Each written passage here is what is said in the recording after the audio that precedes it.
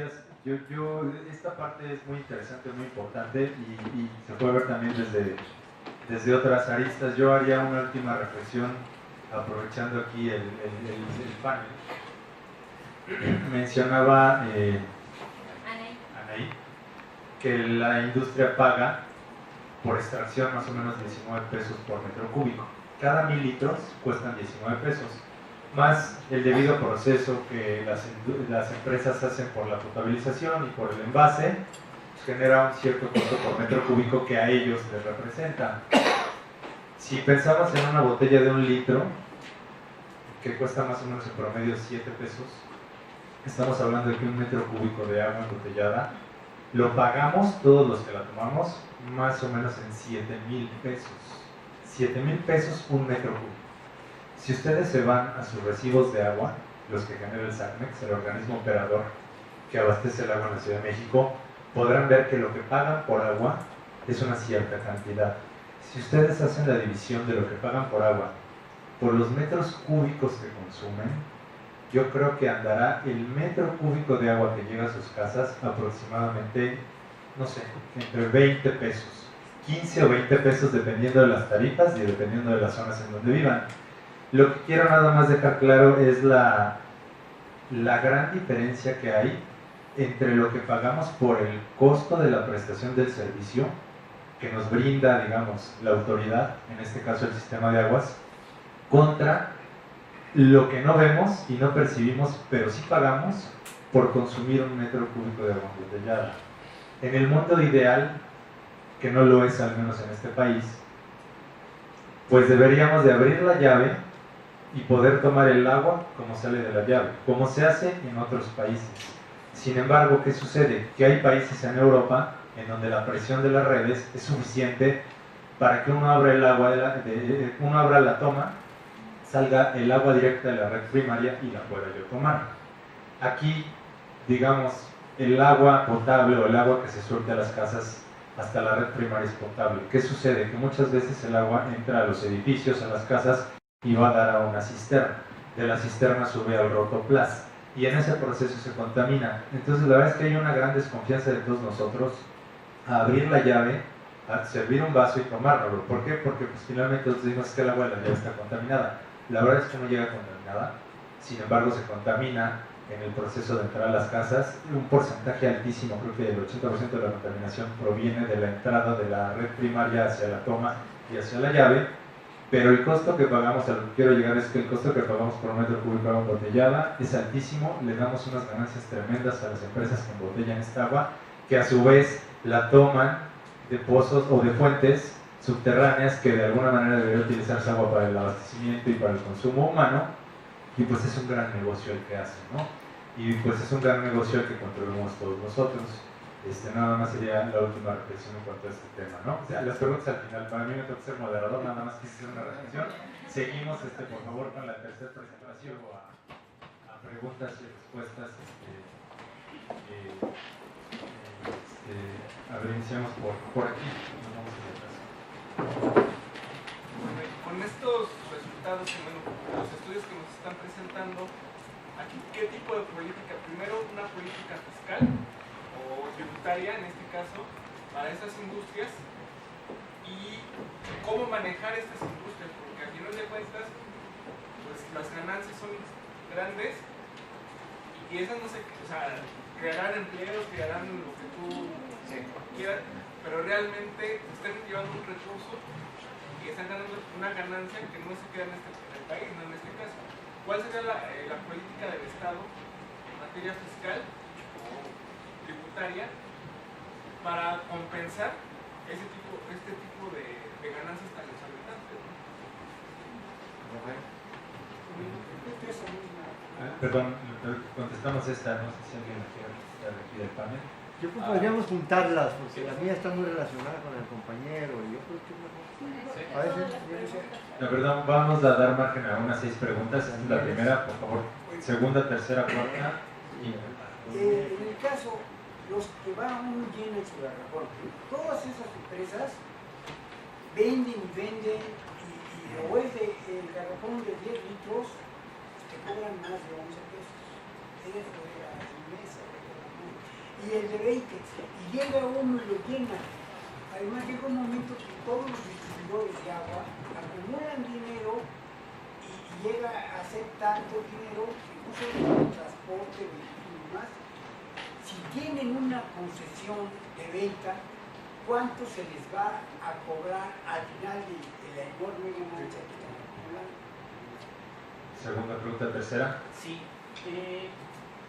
Serían, digamos, dos preguntas relacionadas con este tema. Primero, ¿cuál debiera ser el costo promedio del agua que se debiera pagar, tanto en términos de quienes producen, en este caso la industria manufacturera, y quienes consumimos, que son los habitantes?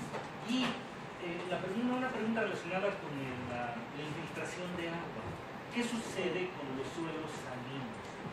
Ahí cómo debiera manejarse el tema para infiltrar agua. Ok, ¿y por allá había alguna otra? Sí, bueno, yo digo unos comentarios. Lo primero, el primer trabajo del doctor Miguel González, digamos, ahí nada más se circunscribió los aspectos técnicos. No trató del mercado del agua, ¿no? Digo, del mercado de relacionado con las medidas para recargar el acuífero. Es importante, yo creo, que se analice precisamente circunscribiendo a la Ciudad de México la legislación y la política tributaria de la propia ciudad, ¿no? A mí me toca, yo vivo acá por Plata, porque llovió mucho el lunes, ¿verdad? Y precisamente las obras de recarga de los mantos acuíferos, pozos de absorción, se han tenido que hacer con el presupuesto ciudadano. Entonces no hay incentivos, como en sus casas, no hay un incentivo fiscal, es una reforma empresarial, a que uno haga obras para no nada más, digamos, que le entregas. En el caso de Analí Lanusa, ya nada más el tema que faltó discutir es, bueno, sí, las empresas están consumiendo agua para producir botellas, refresco, pero están también sustituyendo el consumo que haríamos si no existiera esa agua, ¿no? O sea, ahí no es nada más están consumiendo y llevándose el agua, o sea, están sustituyendo también el consumo del agua de la llave, ¿no? Ahí el problema es que nos cuesta a nosotros muy alto ese detalle que debe ser, ¿no? Y finalmente, en lo de la política fiscal y todo, o sea, hay, sí, obviamente en los resultados, bueno, más que la productividad, el marginal, viendo las elasticidades, pues la elasticidad del agua es de lo más alta, pero yo creo que ahí no es el enfoque, es agua, o consume más agua, vamos a castigarla, o más impuestos. Yo creo que ahí el problema más bien es por el lado del agua, la cuestión tarifaria, ¿no? Si es un bien escaso, entonces debería de haber una tarificación por parte del sistema de agua de la Ciudad de México mucho mejor, y para eso precisamente los análisis deben de ser en función de esa tarificación. Como es una extracción de pozo, no es tan fácil regularlo como servicio medido, pero más bien centrarse en la cuestión de la tarifa del agua, más que decir unas industrias, porque es obvio que va a consumir más agua porque se dedica a eso, a producir agua, ¿no? Entonces, el problema más bien es dentro del mercado del agua, la tarifa que se está cobrando, ¿no?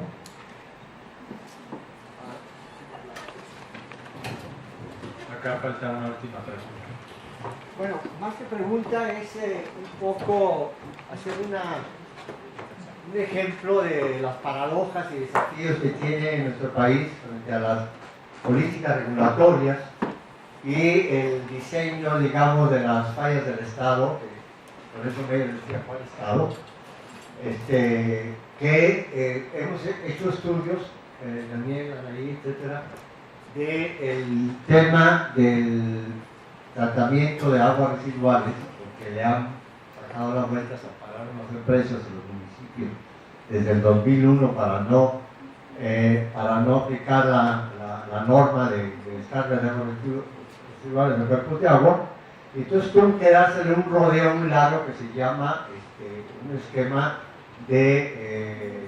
para que entre la regulación por otra ruta.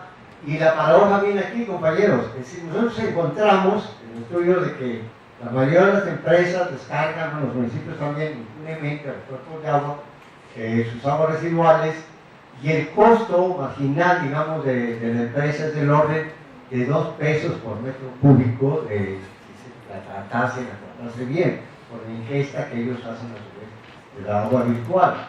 Entonces, una vez hacemos ese estudio de regulación, entra la temible COFEMER, que ya se mencionó aquí, que pertenece a la Secretaría de Economía, y la Comisión Federal de Mejora Regulatoria nos dice, con agua, la Agencia de Calidad del Agua, a ver, demuéstrame que no vas a afectar al empleo, demuéstrame que no vas a afectar a las ganancias, demuéstrame que el costo social va a ser el mínimo, etcétera, etcétera, etcétera, y llegamos a estas conclusiones. Es decir, que después del manifiesto de impacto ambiental, te piden la famosa MIR, manifiesto de impacto regulatorio, donde también tenemos que llegar y luchar contra corriente, porque no dejan que pase para que se aplique ahora sí de manera obligatoria la NOM 001.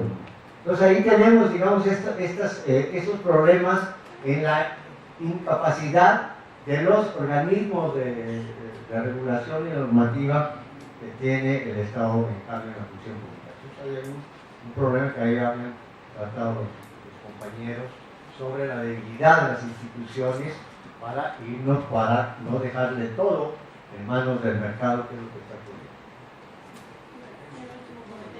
Nada más visto desde el interior de las empresas, cualquiera de este giro, dentro de una operación industrial, el balance de agua es de lo más complicado que puede haber. Porque el agua entra, hay una que va a proceso y hay otra que va a servicios. Todo lo que vaya a rentabilidad, margen de utilidad, tiene que ver con proceso. O la de servicios no, porque pasa por la planta de tratamiento, se vuelve a reutilizar, Entonces, hay que tomar cierto criterio para el manejo de este dato, nada más, porque sí, depende del volumen que va a proceso. Y hay operaciones ULE, no consume agua de proceso. El químico varía. Alimentos consumen muchísima agua de proceso. Va variando, sí, va variando. Bueno, no sé si alguien quiera dar respuesta a alguna de las preguntas. Yo con mucho gusto puedo hacer un comentario que a lo mejor da respuesta a alguna de las inquietudes aquí, si me permiten. Yo creo que hay que separar dos cosas, tratando de dar respuesta a los cuestionamientos. Por un lado tenemos el volumen de agua que existe en el país, que es un volumen que ahí está y que se divide, digamos, para el uso, para obtener ese volumen de fuentes superficiales subterráneas. Nadie puede utilizar agua si no tiene un título de asignación por parte de la Comisión Nacional del Agua. Los volúmenes se van asignando y cada propietario de su título puede hacer con el agua que se le titula lo que quiera. Entonces ya tenemos un primer problema, porque pues finalmente las empresas que embotellan agua pues tienen sus títulos y es, digamos, apegado a la normatividad que existe. Entonces, por un lado, ellos tienen sus títulos de agua, tienen volúmenes concesionados que los pueden utilizar para pues, precisamente hacer las labores propias de su empresa, que en este caso es refrescos o agua embotellada. Ahí no los podemos limitar, siempre y cuando no pasen la cantidad de agua que ellos tienen asignados, porque si la pasan, pues hay multas y se les puede clausurar la fuente de donde toman el agua. Entonces hay un primer punto. Ellos pueden utilizar el agua para lo que quieran. Segundo punto, el país está dividido en 13 regiones hidrológico-administrativas, y si nos vamos a la Ley Federal de Derechos, para extraer agua superficial o subterránea, hay una tabla de costos, que también es lo que indica la ley. Entonces, pues las empresas que hacen uso de esa agua que tienen asignada o concesionada, pagan el agua a la Federación, a la Comisión Nacional del Agua, con base en esa tabla de valores establecidos. Tampoco podemos hacer nada. Ellos simplemente cumplen con el pago que está fundamentado en una normatividad. Tercera, ellos embotellan el agua y la ponen a disposición en todos los supermercados a disposición de la población, y nosotros vamos y la pagamos. Entonces, pues nosotros solitos estamos contribuyendo a que ellos tengan unas ganancias tan tremendas. ¿Cuál es el costo que esas empresas deben de pagar por usar el agua y embotellarla? pues más bien debería ser un resultado de modificar la normatividad que actualmente tenemos. Y si tú, empresa fulana, te dedicas a embotellar agua, pues entonces la asignación de derechos pues debería ser mucho más alta en cuanto a la cuota que me pagas a mi federación. Eso no se puede, pues es un tema complicado. Entonces nadie, exactamente, la modificación de la ley. Entonces eso, pues eso deriva en una modificación a la ley, a la propia normatividad que nos rige como país y que nadie viola, porque simplemente ahí está la ley. Por el otro lado, tenemos pues a los propios organismos operadores en el país, que son los que extraen el agua de las fuentes superficiales subterráneas y pagan derechos a la federación, a la Comisión Nacional del Agua. ¿Qué hacen los organismos operadores como el Sistema de Aguas de la Ciudad de México? Extrae agua, la potabiliza y la mete a la red para que todos nosotros la podamos consumir. Y entonces los organismos a la población nos hacen un cobro por la prestación del servicio, que en el país yo me atrevo a decir que en ningún caso cubre al menos los costos de operación, y ya olvídense de tener un margen para poder estar invirtiendo y manteniendo la infraestructura, que es carísima de mantener. Entonces existe también un subsidio por parte de todos los organismos operadores en los municipios, porque nos cobran el agua a un costo menor que el que debe de cobrarse. Entonces ahí ya metemos parte social, política y una serie de complejidades tremendas que impiden que a la población se le cobre al menos lo que cuesta un metro cúbico desde la fuente de abastecimiento hasta la llave de tu casa. Ese es un problema y es una cuestión que genera un círculo vicioso tremendo en el cual estamos involucrados o están inmersos todos los estados y municipios de este país, ¿no? Entonces, ¿qué costos deben de tener? Yo creo que para nosotros que somos usuarios de agua potable, al menos el costo mínimo que representa tomar un litro o un metro cúbico, potabilizarlo, conducirlo y entregarlo en la llave, al menos. Y la parte del costo que deben de pagar las empresas por usar agua, pues está regulado y pues digamos tiene como base llevar a cabo modificaciones a la propia ley. Perdón, no sé si di respuesta. La ley federal de derechos se modifica cada año y este estudio sería pertinente verlo hacia con agua. Pero con agua no es que me establece No. los derechos, No. que no son tarifas, No. son derechos. Son derechos. Los establece la Cámara de Diputados. Exactamente, son ingresos que el país recibe. Entonces, la federación recibe ingresos ¿de qué? De impuestos, de derechos, de aprovechamientos. Y no es la Conagua la que los fija, es la propia Cámara de Diputados. El procedimiento es Conagua presenta propuestas a la Hacienda y Es correcto. a los poderes y luego se así. Es correcto. Otra cosa es, mañana no hay agua en la ciudad en el Valle de México. O sea, eso va a costar mucho más que si empezamos a hacer un proceso de sustentabilidad, que es tratarnos de llevar a los precios hacia pagar. Es correcto. Yo eso es lo que creo, porque o sea, mañana donde nos vamos 20 millones de personas. Es correcto. Eso es más importante. O sea, la visión de la sustentabilidad es la visión a futuro.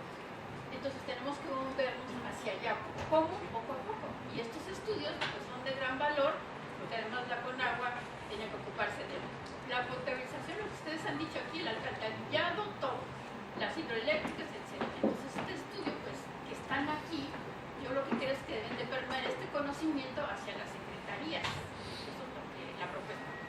Es un tema complicado, es lo que les comentaba al principio, es muy complejo, porque la sustentabilidad parte desde la normatividad. Pasa por una normatividad y posteriormente pasa al ámbito del uso que se le da a esa agua. Ya lo mencionaba aquí el compañero, se utiliza más o menos del total de agua que tenemos disponible en el país, el 76% se utiliza en riego. Y lo mencionó, la eficiencia es del 50%. Entonces de ese volumen el 76% se va al riego y la mitad no se utiliza como se debe utilizar.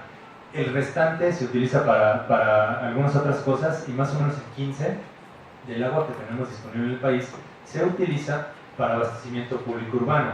Si hacemos un análisis de la eficiencia de esa agua que nos resta para uso público urbano, más o menos aquí en la Ciudad de México, de cada 100 litros que entran a la ciudad, 45 se pierden en fugas. Entonces es un tema complicado que va, digamos, a lo largo del proceso, pues, requiriendo la intervención de muchísimos actores para poder lograr una